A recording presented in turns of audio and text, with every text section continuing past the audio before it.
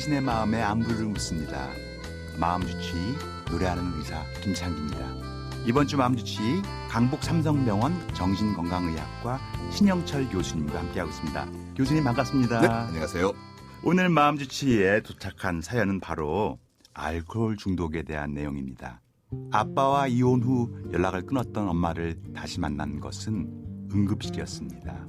급성 알코올 중독으로 쇼크가 왔던 거죠. 알고 보니 이혼도 엄마의 알코올 중독 때문이었습니다. 술이 깨면은 다시는 안 마시겠다고 울고 불고 약속하고 다시 만나면 늘 만취해 있는 엄마. 엄마를 술의 굴레에서 꺼낼 수 없을까요? 안타까운 딸의 사연입니다.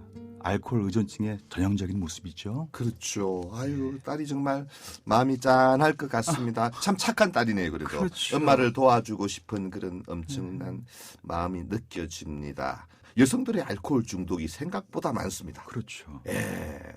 특히 이제 최근에 여러 가지 이유로 많이 높아지고 있는데 여성들의 알코올 중독은 좀 다르게 생각하셔야 됩니다. 거의 빙산의 일각이라고 생각하시면 됩니다. 예.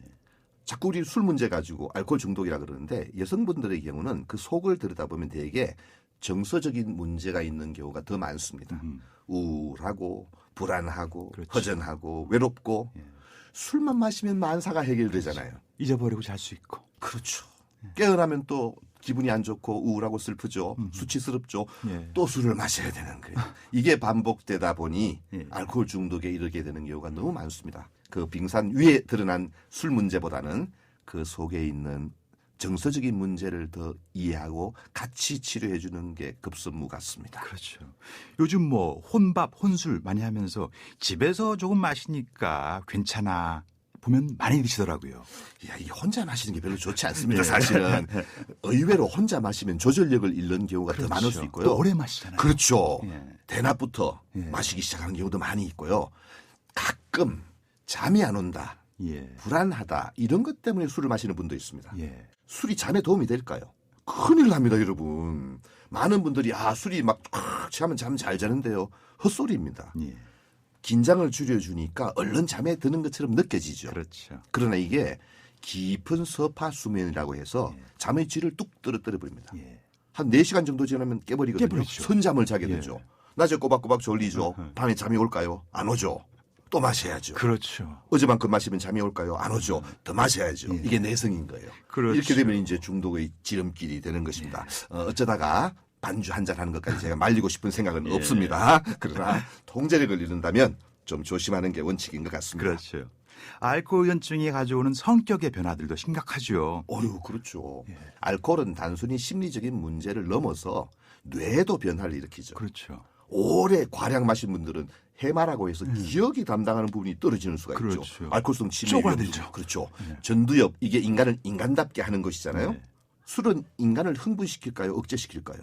억제시키는 거죠. 그렇죠. 많은 분들이 술은 흥분시킨다 그래요. 왜? 네. 술 마시면 개가 되니까.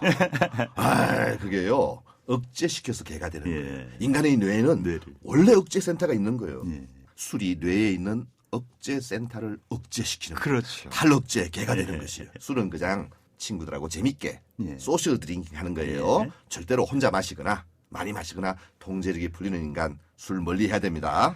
근데 알코올 의존증을 어떻게 치료받을까 두려워하는 분들도 계시죠. 치료에 대해서 좀 설명 좀 해주시겠습니까? 이제 대부분의 급성기 때는 예. 신체적인 이유를 가지고 찾아오게 되지요. 예. 고량의 술, 많은 술을 오랫동안 드신 분들은 뚝 끊게 되면 이제 심각한 문제가 생기니까 금단 증상이 생기게 되고 또 많이 마셔서 신체적인 문제로 병원을 찾게 되고 대개 내과를 거쳐서 이제 설득해서 정신건강의학과로 오시게 되는데 대부분 초기에는 해독 치료를 하게 되죠. 그렇죠. 이게 한 일주일 정도 되고요. 그 다음에는 이제 회복을 위한 과정들을 밟아야 하는데 대개 프로그램들이 보면 한 3개월 정도 되어 있는데 여기에 참여하시는 분들이 생각보다 많지 않습니다. 예. 술은 끊기가 참 힘들고 그렇죠. 10번 중에 9번을 참았다. 90% 참은 거잖아요. 얼마나 잘했어요. 그거는 치료적인 관점에서 볼 때는 0점이에요. 중독의 치료는 0 아니면 100밖에 없습니다. 내 의지의 문제를 넘어서는 것을 우리가 중독이라고 말한다. 그 중독이 걸렸을 때는 첫째는 원인이 다양하니까 원인을 평가하고 그게 맞는 프로그램들을 꼭 이수하시고 더 나아가서는 이게 평생 이어지도록 노력을 하셔야 됩니다. 마음 주치의는 오스카와 대한정신건강재단과 함께합니다. 저는 내일 다시 당신의 마음에 안부를 물으러 돌아오겠습니다.